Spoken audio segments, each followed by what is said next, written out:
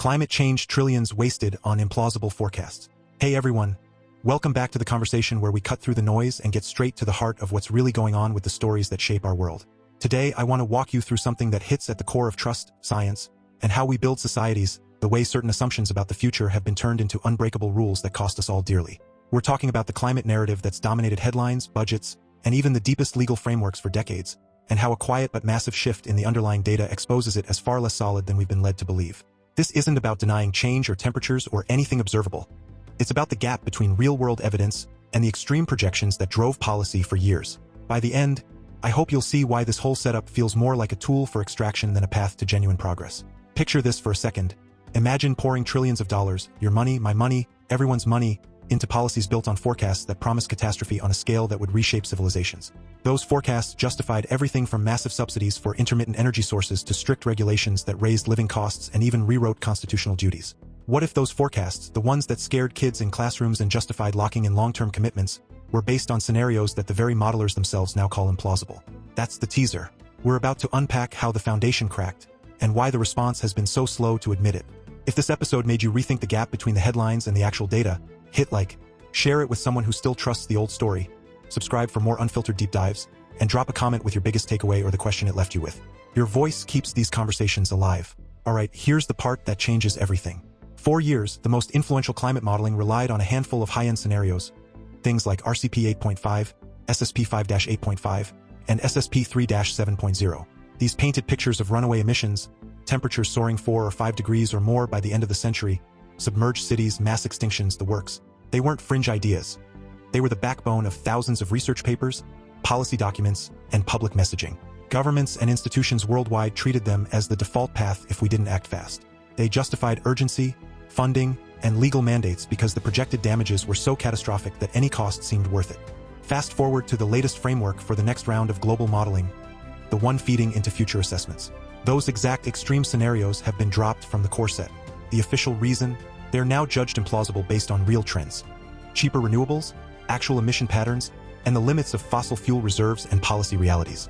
The new highest plausible pathway sits well below those old extremes, with lower cumulative emissions and forcing. The designers explicitly say the high-end range is smaller than before because those worst-case assumptions no longer hold up against observed developments. This isn't some skeptic spin. It's straight from the scenario development paper itself. They even note that earlier critiques about over-reliance on these outliers were valid, and the new set focuses only on trajectories with a non-negligible chance of happening. The old ones, retired as outliers that overstated what was realistic. Think about the logic here for a minute. If the scariest projections, the ones that dominated research and justified the loudest calls for immediate transformation, were built on assumptions that didn't match reality, then the entire urgency ladder was propped up on phantoms. Policies weren't responding to modest, observable warming or balanced risk assessment. They were calibrated to the outer tail of possibilities that the experts now admit were never likely. That's not science self-correcting in real time. That's admitting after the fact that trillions were spent and lives redirected chasing forecasts that were always stretched. And yet the machinery of policy keeps rolling forward as if nothing changed.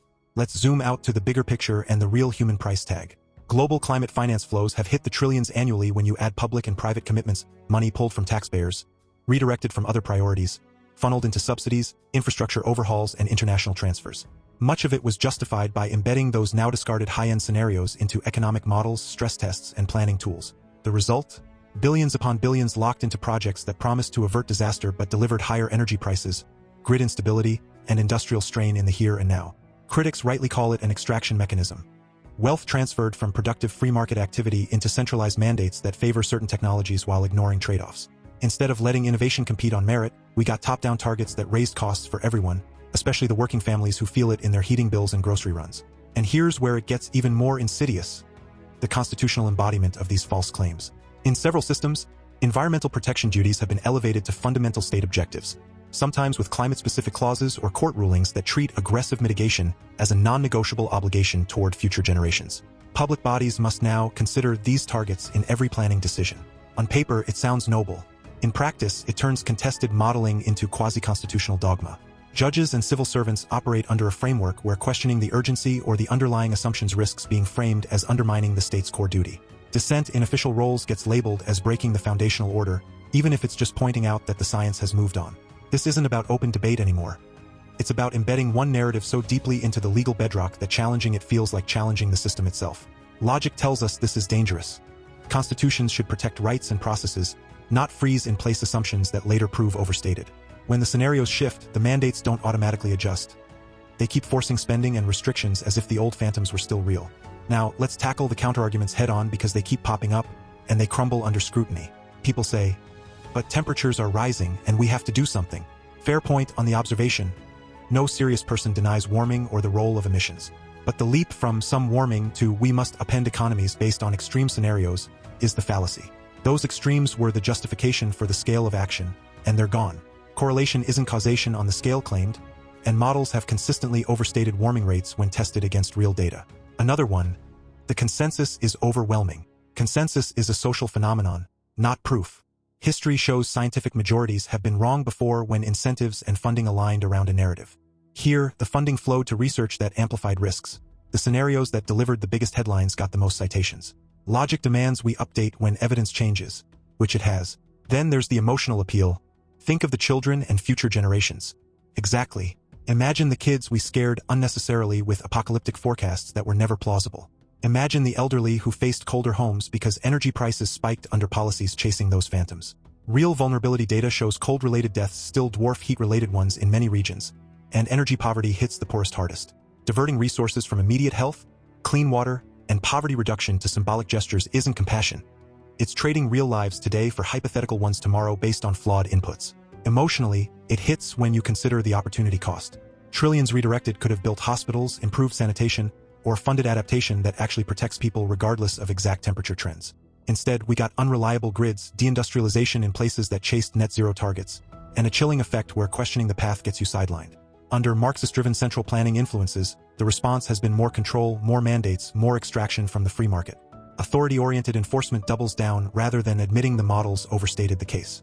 But the free market thrives on trial and error, innovation, and price signals, and not top-down targets built on retired scenarios. A few raw lines from the scenario paper itself drive this home. It states plainly that the high emission levels quantified by those old pathways have become implausible, based on trends in the costs of renewables, the emergence of climate policy and recent emission trends. The new design criterion, only scenarios with a non-negligible likelihood of occurring. And on the high end, emissions as high as judged to be plausible, expected to result in forcings below the old extremes. That's not denial.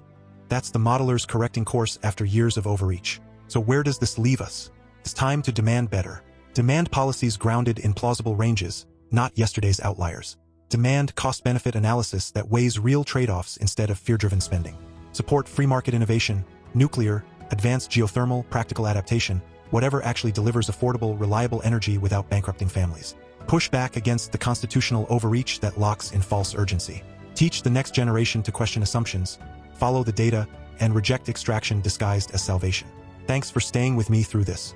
If it sparked even a little skepticism toward the official line, that's progress. Keep thinking critically, keep asking for evidence over narrative, and let's focus on real human flourishing instead of chasing phantoms. Until next time, take care out there. Stay free.